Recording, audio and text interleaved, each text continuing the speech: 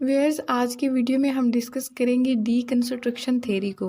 Deconstruction post structuralism की practical application है। Deconstruction को फर्दर डिस्कस करने से पहले पोस्ट स्ट्रक्चरलिज्म विद हाइफन और विदाउट हाइफन के फ़र्क को समझ लेते हैं।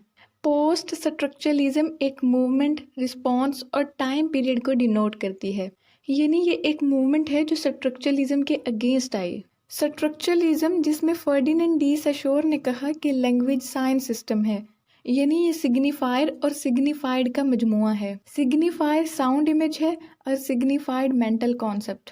लिहाजा स्ट्रक्चरलिज्म वालों ने कहा कि किसी भी टेक्स्ट का सोर्स ऑफ मीनिंग उसका स्ट्रक्चर है, और इसी के खिलाफ एक मूवमेंट स्टार्ट हुई जिसको पोस्ट स्ट्रक्चरलिज्म कहते हैं, यानी स्ट्रक्चरलिज्म के बाद। जबकि दूसरी तरफ पोस्ट स्ट्रक्चरलिज्म विदाउट हाइफन इसके फीचर्स, ट्रेड्स और करेक्टरिस्टिक्स को बताते हैं। और डीकंस्ट्रक्शन पोस्ट स्ट्रक्चरलिज्म की प्रैक्टिकल एप्लीकेशन है।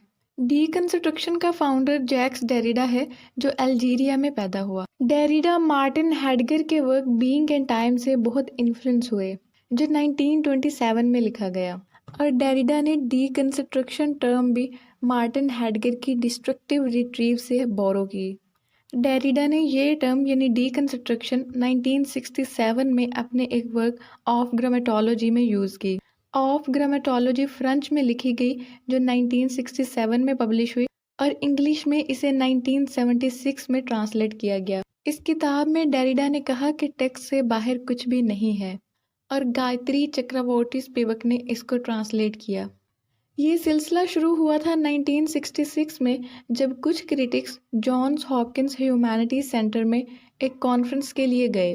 ये क्रिटिक्स, ये थिंकर्स लिटरेरी डिस्कशन के लिए इकट्ठे हुए थे, और इनकी कॉन्फ्रेंस और इनके बहसो मुबाहसे का नाम था the language of criticism and the sciences of man. और हर कोई स्ट्रक्चरलिज्म पर बात करता नजर आ रहा था। इसी दौरान डेरिडा उठे और उन्होंने अपना एक पेपर प्रेजेंट किया, जिसका नाम था structure, sign and play in the discourse of human sciences. ये पेपर स्ट्रक्चरलिज्म और फर्डिनेंड डी सशोर के तमाम आइडियाज़ को निगेट करता था, यानी उनको रिजेक्ट करता था। और इसी दौरान न्यू मूवमेंट स्टार्ट हुई, जिसका नाम पोस्ट स्ट्रक्चरलिज्म रखा गया, यानी विद हाइफन, जिसको डीकंस्ट्रक्शन भी कहा जाता है। इसके मुताबिक लैंग्वेज अनस्टेबल, एम्बिगुअस और कॉन्स्टेंटली ये नए मीनिंग्स को डिसेमिनेट कर रही है, यानी लैंग्वेज नापायदार है। एक ही वक्त में इससे बहुत सारे मीनिंग्स अखज़ किए जा सकते हैं, एक ही टाइम में इससे नए नए मतलब निकाले जा सकते हैं। और इंसान आइडियोलॉजीज के लिए कम्पीट कर रहे हैं। आइडियोलॉजी सेट ऑफ बिलीव्स होती है, और उनकी आइडेंटिटी सिर्फ इतनी है जो वो बिलीव करने के लिए चूज़ करते हैं। और आइडियोलॉजी कल्चर क्रिएटेड होती है, यानी हर कोई अपने अपने तरीके से, अपनी अपनी आइडियोलॉजी से, अपने अपने बिलीव से मतलब निकालता है। और टेक्स्ट की कोई भी फाइनल इंटरप्रिटेशन नहीं है, यानी कोई भी स्टेबल मीनिंग, कोई फाइनल ग्राउंड या कोई सेंटर नहीं है। और ऐसा नहीं है कि टेक्स्ट में एक मीनिंग छुपा हुआ है और सब उसको अनकवर कर लेंगे, ऐसा नहीं, बल्कि मीनिंग चेंजेबल और स्लिपरी है। इस थ्योरी के मुताबिक लैंग्वेज से एक ही वक्त में मल्टीपल मीनिंग्स अखज़ किए जा सकते हैं। मिसाल के तौर पर time flies like an arrow, इसका एक मतलब ये हो सकता है कि टाइम बहुत तेज़ी से गुजरता है। फिर time flies like an arrow, इसका दूसरा मतलब इस तरह से निकाला जा सकता है कि अपनी स्टॉपवॉच और अपने टाइम की स्पीड को गेट आउट कहो, क्योंकि इसकी एरोज फ्लाइट है। Time flies like an arrow, इसका तीसरा मतलब इस तरह से हो सकता है कि टाइम फ्लाइज एरो को लाइक करता है, यानी उसको पसंद करता है। लिहाजा लैंग्वेज मुकम्मल तौर पर आइडियोलॉजिकल है। डीकंस्ट्रक्शनिस्ट वालों के लिए बाइनरी ऑपोजिशन अनरेवल्ड है, उनके लिए ये काम नहीं करता। वो कहते हैं कि एक लफ्ज़ को दूसरे लफ्ज़ के ऊपर प्रिविलेज नहीं दी जा सकती, और हम किसी एक चीज़ को सेंटर नहीं मान सकते। मिसाल के तौर पर मेन वर्सेस वुमेन, अगर मेन को सेंटर मान लिया जाए तो वुमेन मार्जिनलाइज्ड हो जाएंगी, यानी वो गैर अहम हो जाएंगी, और अगर वुमेन को सेंटर मान लिया जाए तो मेन मार्जिनलाइज्ड हो जाएंगे। लिहाजा किसी एक चीज़ को सेंटर नहीं माना जा सकता। मिसाल के तौर पर ओरिएंट एंड ऑक्सीडेंट, यानी मशरिक और मगरिब, दोनों लफ्ज़ एक दूसरे के ऊपर प्रिविलेज रखते हैं।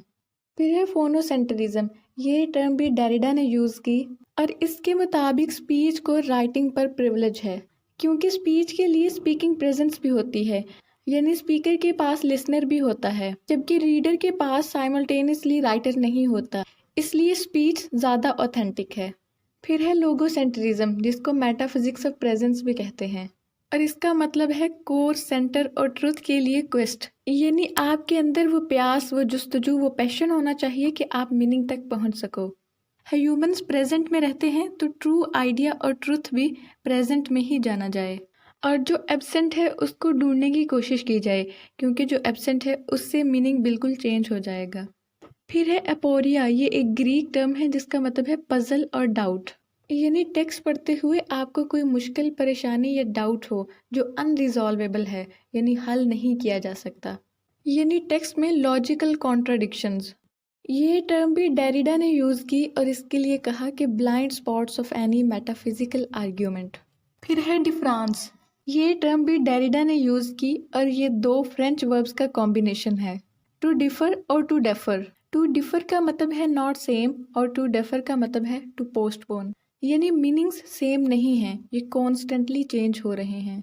लिहाजा लैंग्वेज हमारी फुल प्रेजेंस ऑफ मीनिंग को डिनाई करती है। मिसाल के तौर पर एक लफ्ज़ है ट्री। अब दुनिया में बहुत सारी ज़ुबानें बोली जाती हैं और सब ज़ुबानों में ट्री को अलग अलग लफ्ज़ दिया गया है, यानी इंग्लिश में ये ट्री है, उर्दू में ये दरख्त है। लिहाजा हम इसको ट्री इसलिए समझते हैं क्योंकि हम एज अ कम्युनिटी इस बात पर एग्री करते हैं कि एक पर्टिकुलर शेप है जिसको ट्री कहते हैं, और जब भी ट्री का नाम आता है तो हम उस शेप को इमेजिन करते हैं। डीकंस्ट्रक्शन वाले कहते हैं कि इस दुनिया को लेके हमारी इसके बारे में अंडरस्टैंडिंग का कोई सेंटर नहीं है, क्योंकि पहले हम ये समझते थे कि ज़मीन फ्लैट है, लेकिन बाद में कोपरनिकस ने कहा ज़मीन तो गोल है।